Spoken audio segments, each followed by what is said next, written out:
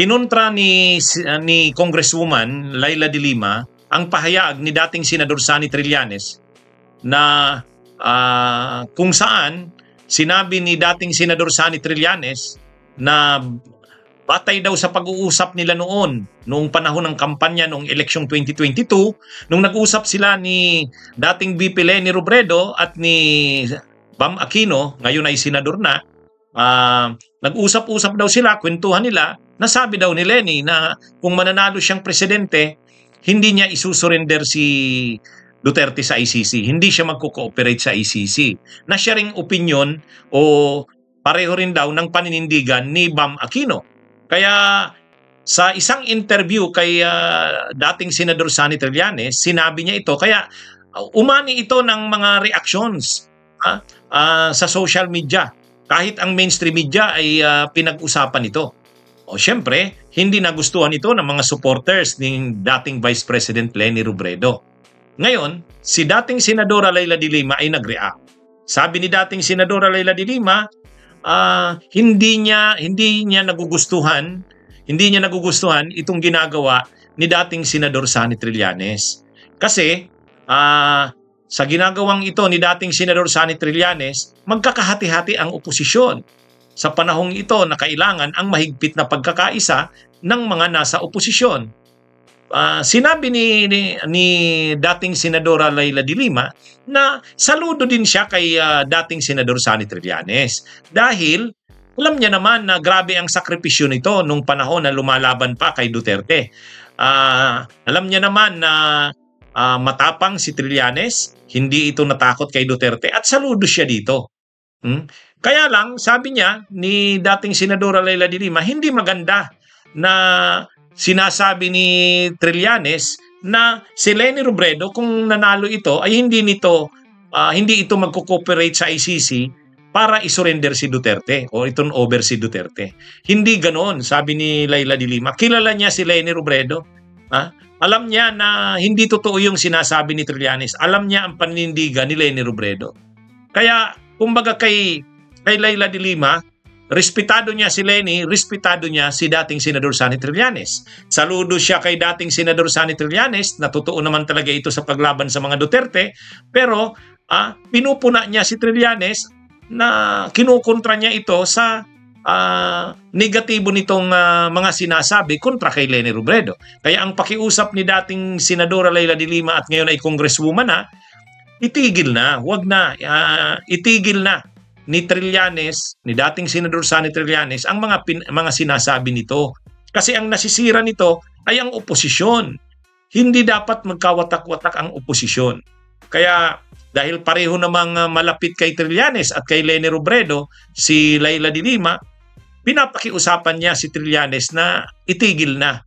Wag nang palakihin pa ang isyung ito. Actually tayo, napanood nyo naman po ang mga live ko sa bagay na yan, ganun din po ang stand ko. Saludo rin ako kay dating Senador Sonny Trillanes, ang bunyog. Saludo rin talaga sa sakripisyo ni Trillanes. Walang question kung sa tapang, walang question kung sa paninindigan. Nung panahon na presidente pa si Duterte, hindi naman natakot si Trillanes kay Duterte. Sino ba ang isa sa matibay na nagsakripisyo para isulong ang kaso ni Duterte sa ICC? Sino ba ang nagsakripisyo para maprotektahan ang mga testigo tulad ni Matubato at Las Cañas? Si Trillanes yun. Walang question doon. Kaya lang, ito kasing mga komentaryo ngayon ni Trillanes kay Leni Robredo, nagkikreate nga naman ng negatibong reaksyon. Siyempre, kahit naman ganyan si Leni Robredo na tahimik ngayon sa mga isyung pambayan, sa mga isyung pambansa, pero marami pa ring supporters yan si Leni Robredo. Siya pa rin ang kinikilala ng mga kakamping. Kaya kung tinutulak ni Trillanes si Risa Hontiveros para maging pambato ng oposisyon, hindi niya pwedeng baliwalain si Leni Robredo at ang mga supporters nito. Kailangan si Leni Robredo ay makumbinsi na suportahan si Risa. Kung si Risa ang gagawing pambato ng oposisyon, hindi pwedeng ibaliwala si Leni or itabi sila Leni Robredo tapos susuportahan ni Trillanes si Risa Hontiveros. Hindi rin maganda yan. Dapat manatiling nagkakaisa ang oposisyon. At mangyayari lang yan kapag may respeto sa isa't isa. kapag hindi sinisiraan ng isa't isa. Nauunawaan natin si dating Senador Sonny Trillanes na parang may mga hinanakit siya sa mga nangyari nung eleksyon ng 2022. Tulad nga ng comment niya, noon kasi si dating Vice President Leni Robredo ang tagal magdesisyon. Nagdesisyonan lang si Leni na tatakbo noong October na. October 2021. Sa mismong ilang araw na lang bago ang last na filing ng kandidatura. So sabi ni dating Senador Sonny Trillanes, isa yun sa mga naging factors o salik ng pagtatalo ng oposisyon. Kung mahaba pa sana nakapaghanda na, hindi sana siguro naging ganun ang resulta. Ang isa pang hinihinanakit ni Trillanes, yung malapit nga si dating Vice President Leni Robredo kay Sara. Mayroon pa nga daw pangyayari na halimbawa sa Pangasinan, hindi pinaakyat sa stage si Kiko Pangilinan para magsalita. Kasi ang mga nakapaligid doon sa rally na yon ay ang daladalang kandidato sa presidente si Leni, pero ang kandidato sa Vice President Sara Duterte. Ito yung grupo ng tinatawag na Rosa o Robredo Sara. Hindi rin ito nagustuhan ni dating Senador Sonny Trillanes. Marami pang mga sinasabi si dating Senador Sonny Trillanes na hindi niya mga nagustuhan noong kampanya noong 2022 ng kampanya ni Leni Robredo laban kay Marcos, pero sana hindi niya na ilabas ito. Sana hindi niya na ilabas ito. Anuhin niya na lang yan. Sarilinin niya na lang. O kaya pwede naman yung pag-usapan sa mga maliliit na grupo. Alam nyo, kahit naman ako, Leni Robredo ako noong 2022. Ang bunyog, Leni Robredo. Marami rin kaming hinanakit ng eleksyon na yon, pero hindi ko na yun sinasabi sa publiko. Hindi ko na yun ginagawang issue. Kasi ang importante ang pagkakaisa ng oposisyon. Ang pinakamaganda sa 2022, magsama-sama ang grupo ni Trillanes magdalo, ang grupo ni Leni Robredo, ang grupo ng Liberal Party, ang grupo ng Bunyog, ang grupo ng Akbayan ni Risa Hontiveros, ang grupo nila Luke Spirito ng Partido Lakas ng Masa at Leody de Guzman, ang grupo ng Makabayan Black nila Franz Castro, ni Ricol Minares, Raul Manuel. Sana magsama-sama. Sana yung totoong oposisyon ay magsama-sama. Huwag magkawatak-watak. Sana. Lalo pat ngayon na talagang kailangan mapigilan ang pagpapanalo ni Sara sa 2028. Kailangan hindi makabalik ang mga Duterte. Ang Marcos naman, parang hindi ganun kapursigido. Sa pagdurog sa pwersa ng Duterte kasi maraming kapangyarihan, napakalawak ng kapangyarihan ng presidente pero hindi niya talaga tudong ginagamit. Katulad dito sa impeachment, hindi sinusuportahan ng presidente, ayaw niya ng impeachment.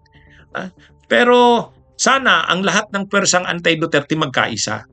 Pero hindi magkakaisa kung sa mismong tunay na oposisyon tulad nitong ginagawa ni dating Senador Sonny Trillanes, linalabas niya ang kanyang mga negatibong komentaryo kay Leni Robredo. Masisira ang pagkakaisa. So, sana matigil na nga ito. Naunawaan natin si dating Senador Sonny Trillanes. Pero sana pakinggan niya rin yung pakiusap ng mga kasamahan niya. Umuli, sa mga supporters naman ni dating Senador Sonny Trillanes, huwag ninyong isipin na sinisiraan natin si Senador Trillanes. Hindi. Saludo tayo sa kanya. Ang gusto lang natin, huwag nang lumaki pa tong issue na to.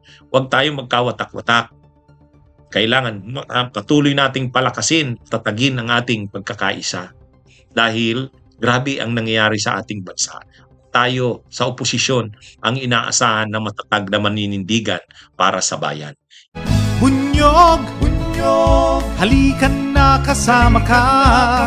Bunyog, kapag buklod ay may pag-asa. Luzon, Visayas, Mindanao, isa ang pananaw. Sa bagong Pilipinas ang bunyog isisigaw. Bunyog.